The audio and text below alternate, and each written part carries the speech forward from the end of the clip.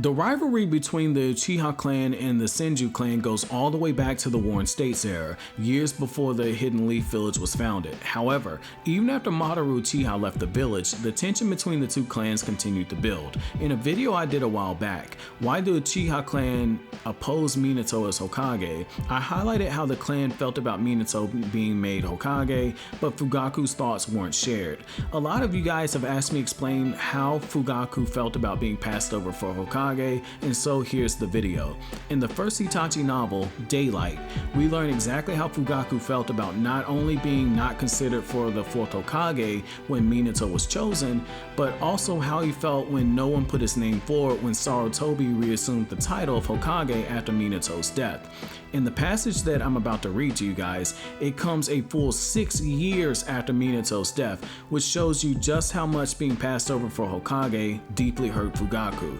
Though he was a man who would go on to lead the Uchiha-ku, it is in this scene that occurs just before the passage that I'm reading happens, as well as in the passage itself, that we learn that Fugaku once loved the Hidden Leaf Village almost as passionately as anyone else did, maybe even more so than any previous Hokage, especially when you consider the fact that he named Sasuke after the 3rd Hokage's father. To add some context, Fugaku has just stopped the Uchiha clan members from turning on his son Itachi and has gotten Itachi to apologize to the clan for his words. It's during Fugaku's internal monologue, which is written in a brilliant display of free indirect discourse, that we learn that Fugaku once again had shared Itachi's desire for peace between the clan and the village. However, years upon years of being emasculated and spurned by village officials had finally begun to turn him into the bitter man that pushed him slowly towards planning the Uchiha coup. It's in the scene here, with the scene being set, that I will now read the passage from the novel and then come back to you guys with my analysis of it. And it's here that I quote, "He understood Itachi's desires antagonizingly well. He wanted to avoid fighting, but he understood the dissatisfaction of his brethren. Or rather, Fugaku himself had faced many trying experiences over the many number of times in the life that he had lived thus far as a Konoha shinobi. Simply because he was an Uchiha, he was excluded from the village center, given a seat on the Jonin Council in name only. The dreams he had in his youth had been so cruelly shattered for the sole reason that he was born of the Uchiha clan. Hokage. To be Hokage, a fleeting desire, a fleeting dream that would never be achieved. Not now, not ever." End quote.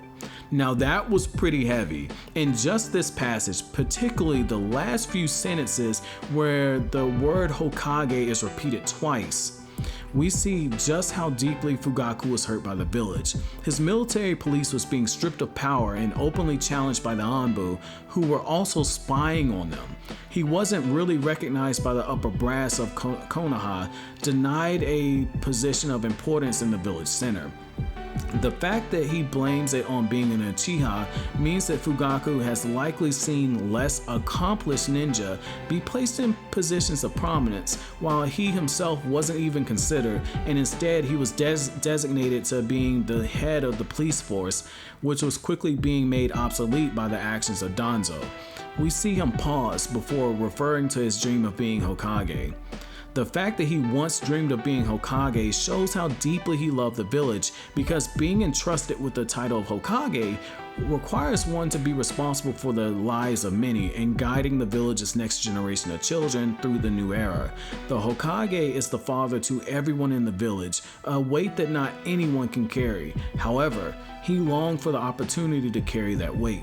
However, Fugaku wasn't even considered when Minato was chosen, which caused anger amongst the Uchiha clan and caused a few others outside of the clan to raise their eyebrows. After Minato's death, Sarutobi immediately stepped in to retake the position of Hokage yet again, and not even once considering Fugaku for the position of Hokage. This would explain his passive-aggressive stance, where he was the only head of all of the clans that did not issue a statement when Minato was made Hokage, as well as the only member of the Jonin Council to not issue a statement about Minato. This would also explain why shortly after Sarutobi took back the seat of Hokage and agreed to push the Uchiha to the edge of the village, that Fugaku began to give in to the growing cries of his clan to rebel. Fugaku was a man who loved the village, but he was also in a relationship with the village that wasn't reciprocated when it came to love, and it caused him to go to an extreme. It also explains why he took the stance that he did with Itachi, telling him that he doesn't truly know what it means to be an Uchiha living as a Konoha shinobi. So what did you guys think about this? Do you have a better appreciation for Fugaku as a character and as a father? That's it for my Naruto Explained video today, guys. Have an awesome day.